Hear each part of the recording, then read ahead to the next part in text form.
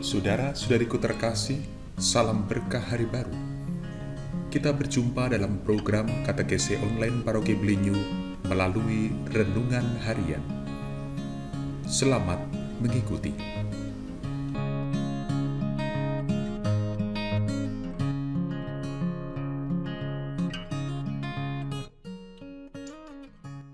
Pewartaan Sabda Tuhan dikutip dari Injil Matius pasal 18 ayat 21 sampai pasal 9 ayat 1. Kemudian datanglah Petrus dan berkata kepada Yesus, "Tuhan, sampai berapa kali aku harus mengampuni saudaraku jika ia berbuat dosa terhadap aku? Sampai 7 kali?"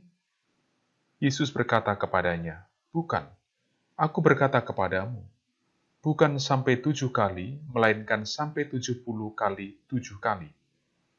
Sebab hal kerajaan surga seumpama seorang raja yang hendak mengadakan perhitungan dengan hamba-hambanya. Setelah ia mulai mengadakan perhitungan itu, dihadapkanlah kepadanya seorang yang berhutang 10.000 talenta. Tetapi karena orang itu tidak mampu melunaskan hutangnya, raja itu memerintahkan supaya ia dijual beserta anak istrinya dan segala miliknya untuk membayar hutangnya. Maka sujudlah hamba itu menyembah dia, katanya, 'Sabarlah dahulu, segala hutangku akan kulunaskan.'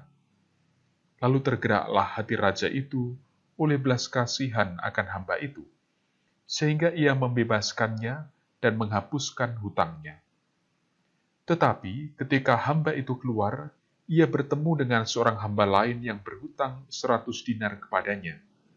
Ia menangkap dan mencekik kawannya itu, katanya, 'Bayar hutangmu.' Maka sujudlah kawannya itu dan memohon kepadanya, 'Sabarlah dahulu, hutangku itu akan kulunaskan.' Tetapi ia menolak dan menyerahkan kawannya itu ke dalam penjara sampai dilunaskannya hutangnya. Melihat itu, kawan-kawannya yang lain sangat sedih lalu menyampaikan segala yang terjadi kepada tuan mereka. Raja itu menyuruh memanggil orang itu dan berkata kepadanya, 'Hai hamba yang jahat, seluruh hutangmu telah kuhapuskan karena engkau memohonkannya kepadaku. Bukankah engkau pun harus mengasihani kawanmu seperti aku telah mengasihani engkau?' Maka marahlah tuannya itu dan menyerahkannya kepada Al-Guju sampai ia melunaskan seluruh hutangnya. Maka Bapakku yang di surga akan berbuat demikian juga terhadap kamu, apabila kamu masing-masing tidak mengampuni saudaramu dengan segenap hatimu." Setelah Yesus selesai dengan pengajarannya itu, berangkatlah ia dari Galilea dan tiba di daerah Yudea yang di seberang sungai Yordan. Demikianlah sabda Tuhan.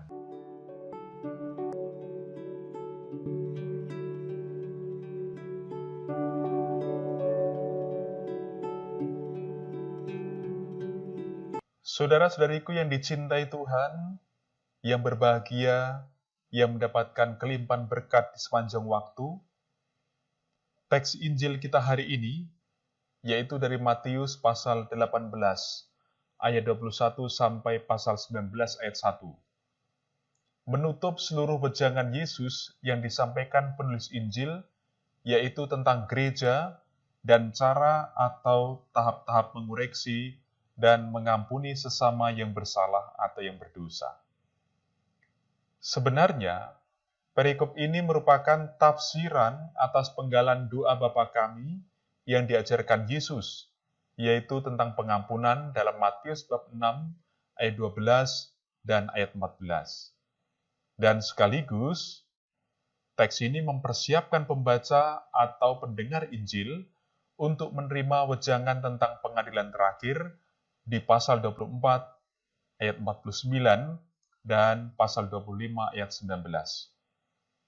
Intinya, saudara-saudari, di kesempatan ini orang beriman mau diberi motivasi dalam mempraktekkan pengampunan yang tanpa batas.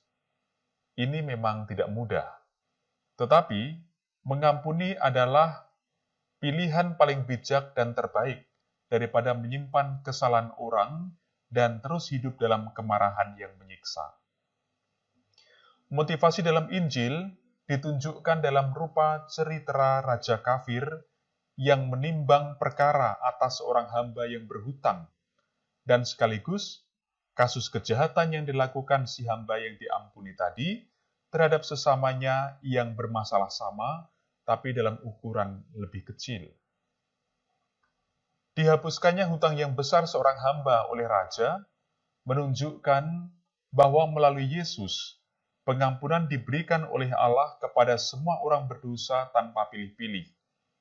Bedakan Matius pasal 26 ayat 28. Inilah alasannya mengapa bagi orang beriman Kristiani, pengampunan itu suatu keniscayaan. Sesuatu hal yang tidak bisa dipisahkan dari identitas sebagai murid-murid Kristus. Mengampuni orang lain sebagai sesama saudara. Di pihak lain, hamba yang sudah mendapatkan pengampunan ternyata tidak rela mengampuni kesalahan sesama yang tidaklah seberapa. Kasus begini selain merusak hubungan antar sesama murid Yesus, tentu juga berakibat buruk bagi yang tidak rela mengampuni. Bahkan di akhir Injil disebut, orang yang demikian tidak akan mendapat pengampunan dari Allah atas dosa-dosanya. Sebab ia hanya mau mendapat berkat untuk dirinya sendiri, tetapi tidak pernah mau membagikannya kepada orang lain.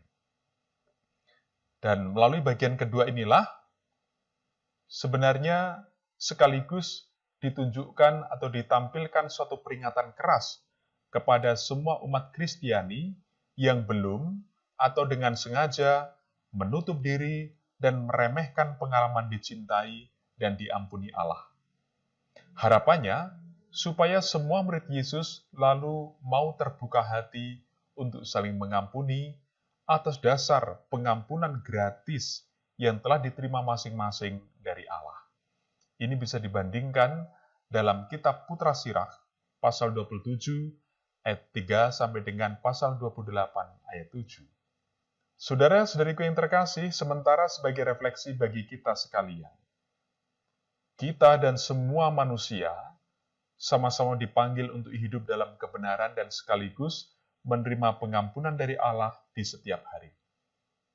Bukan hanya orang lain, tapi kita pasti juga hampir setiap saat gagal hidup dalam kebenaran dan kebaikan. Kalau begitu, mengapa karena alasan kesalahan kecil dari orang lain saja, lalu kita marah-marah dengan suara kasar, muncul rasa benci, mendiamkan, dan bahkan tidak mau menghapus kekeliruan kecil orang lain dari dalam hati dan pikiran kita. Dengan kata lain, menyimpan rasa dendam.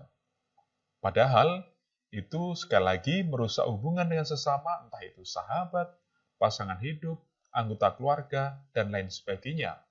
Tetapi juga secara mental dan rohani, orang yang menyimpan kemarahan, dia mengalami sakit dan bermasalah. Pertanyaannya, mungkinkah anugerah pengampunan Allah tinggal dalam diri orang yang keras kepala dan suka menyimpan kemarahan pada sesama? Saudara-saudariku, semoga kehidupan Anda, keluarga, dan juga pekerjaan Anda hari ini diberkati oleh rahmat Allah, demi nama Bapa dan Putra dan Roh Kudus. Amin.